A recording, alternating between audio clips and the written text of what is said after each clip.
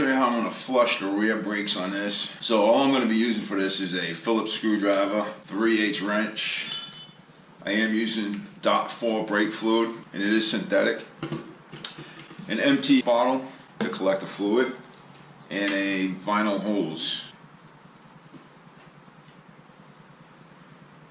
Now, before you take this cover off, you want to make sure it's clean, the area is clean, so just wipe it down with a rag, get all the dirt stuff off, because you don't want to get it inside the master cylinder and you know, screwing up the seals inside there because you got dirt and whatnot in there. Master cylinder is open, the fluid, it's not too bad, it is somewhat yellow, so I don't think it's ever been changed. I bought this bike used and I haven't done it yet. Get my syringe, and I'm going to drain the master cylinder first. I'm just going to suck the fluid right out of there.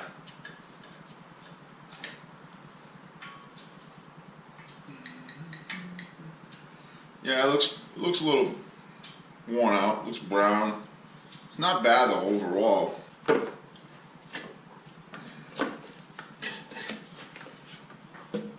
Suck a little bit more up.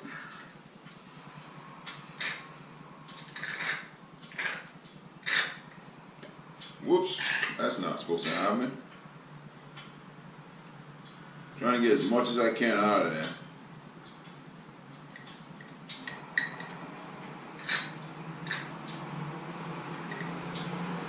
Take the rag and I'm just going to wipe the inside of that cylinder, master cylinder, or reservoir. Just wipe it up because there's a lot of dirt and shit down in the bottom there that you can't get out. So you just clean it up. Don't use any chemicals in here. No carburetor cleaner, nothing like that. Just the rag. You want to be careful with this too. You don't want to get the brake fluid on the paint or chrome. I know if it gets on paint, it'll actually eat it up. So you have to clean it off real good. So use some soapy water, dish soap, because if you leave it on, it will ruin the paint. So I'm gonna open up the new container. This is synthetic .4 by Lucas. I don't care what brand you use. It's all the same crap. I know people out there probably gonna put comments on my video saying, "Oh, you're wrong. This brand's better than that brand." Blah blah blah. Look how nice and clean that it looks. So the new fluid is nice and clear. It's a clear. It looks like water almost. So yeah, I was probably due for a fluid change. First thing you're going to do is you're going to break loose the bleeder valve. It's always going to be on the top of the caliper, the highest most point, because air rises in fluid. So this one here is right at the top. You just want to make sure, use the box end so you don't strip it and break it loose. Shouldn't be too hard on a motorcycle. They should just come right off. You might take a little pressure, you know. If you have a problem with it, be careful so you don't snap these. Maybe use some penetrating fluid if you needed to. Make sure the hose fits on snug. Alright? Doesn't have to be super tight, just snug.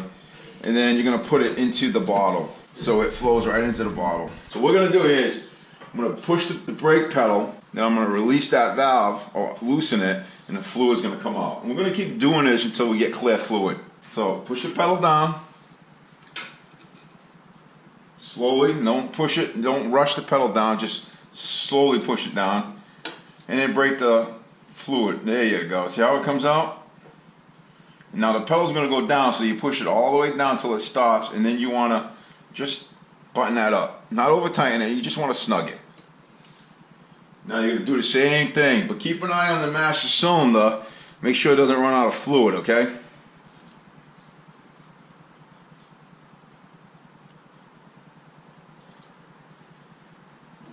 I actually got a few micro bubbles in there. Yeah, you see that? I don't know if you guys can see it, but I'm actually getting some micro bubbles out of that caliper. So it's always a good idea to flush your fluids, I don't know, every 2 years or so. That way you got fresh fluid and you know there's no air in the system. You can do this, like right now I'm doing this with the master cylinder filled to the very top. I've done it 3 times. Alright? This is the 4th time. And I'm just going to keep going until I get clear fluid. Push the rear brake pedal down, release the valve. Wow, look at all that air. About 10 pumps out of it, so now I'm going to put more fluid in the master cylinder itself, or the reservoir. And I'm going to fill it right to the very top. And we're just going to continue with this until I get clear fluid. Put my arm down here so you can see.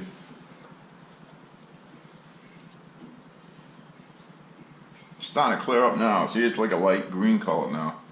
It's not dark brown anymore.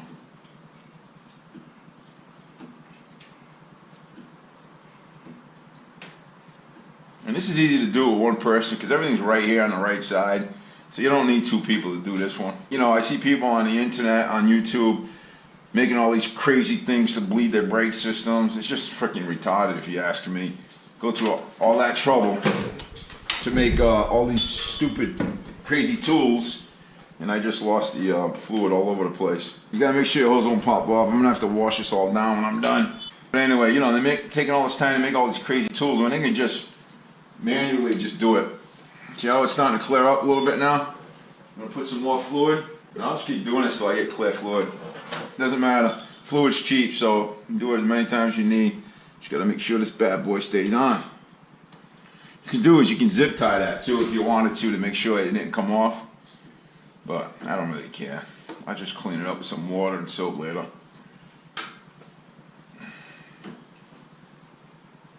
The olden days I would have just let it drip right down and then washed it off. See how nice and clear it's coming out now? That's what you want.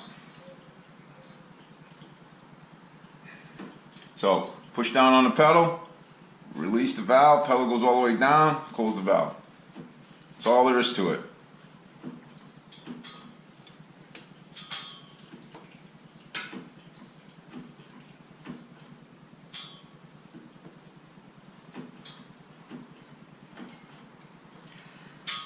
Now, what I should tell you is in between the opening and closing the valve, pump the pedal 2 or 3 times. Once you get a nice hot pedal, then you go ahead and you crack it again.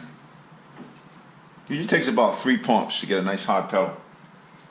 And you see how I got no air and it's nice and clear now? Got a ton of air out of this system, which I didn't even realize there was air in it, because it was working pretty good. And see how it's nice and clear now? It's not brown anymore. And that's what you want. So the brake system is now flushed. And the old fluid, as you can see, it's pretty nasty. Check the brake pedal, make sure you got a good pedal. And oops, popped off again. That's alright. Now what we're going to do is we're going to snug it up now.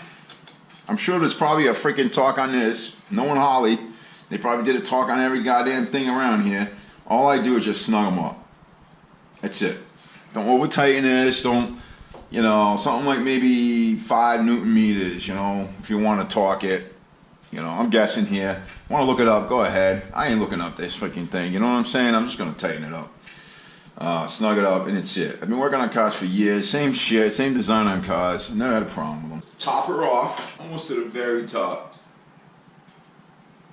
There you go. Just to tell you, I have the bike on a jack right now, so the bike's pretty much level. If you open these things up and it's on the Jiffy stand, it's probably going to leak fluid out. Make sure your gasket, everything looks good. If you need a new gasket, just go ahead and buy one. You don't want to mess with these. I mean, this is your safety thing here, brakes. Yeah, you want to make sure they're going to work for you when you need it. And you're going to put your screws in. I'm going to put some anti-seize on the screws. I don't know. You guys do what you want. I like to put anti-seize because these are small screws. They're only Phillip heads. Just a small dab on them. You know, people are going to say, oh, I should use Loctite on it, whatever. You know what? I'm not using Loctite. I want to make sure these things come out when I need them. Come out. So that's what I'll do. You guys do what you want. Look in the manual. I'm sure there's a torque spec on these too. I'm not going to look it up. I'm just going to tighten them down by hand. You know, being an aluminum housing with steel screws, they tend to get corroded and they're tough to get out. So a little anti-seize on the screws helps you in the future when you need to take this back apart. Makes it so much easier. You don't have to strip out the screw. I can't see these screws like vibrate now. I mean, I don't know. I never had them do that. So, like I said, you guys do what you want. You want to use medium or Loctite on that? Go ahead. On that. So please don't put any comments saying, oh, you screwed that up. Listen, I know I didn't look up the torque spec. I know all that crap. Like I said, if you're not sure, look up the torque spec and talk them. And that's it, folks. I'm going to clean up my mess. A little dish detergent in a spray bottle. with some water. I'm going to spray all that down, and then I'm going to rinse it with fresh water. It'll get all the brake fluid off. Do the same thing here, just in case. I'm sure I got some on the paint somewhere. And that completes your rear master cylinder / caliper and rear lines flush. Thanks for watching, folks. If you like what I do here with the videos and stuff, please subscribe and spread the word. I really appreciate all the subscribers I've gotten up to this point. I thank you very much, guys.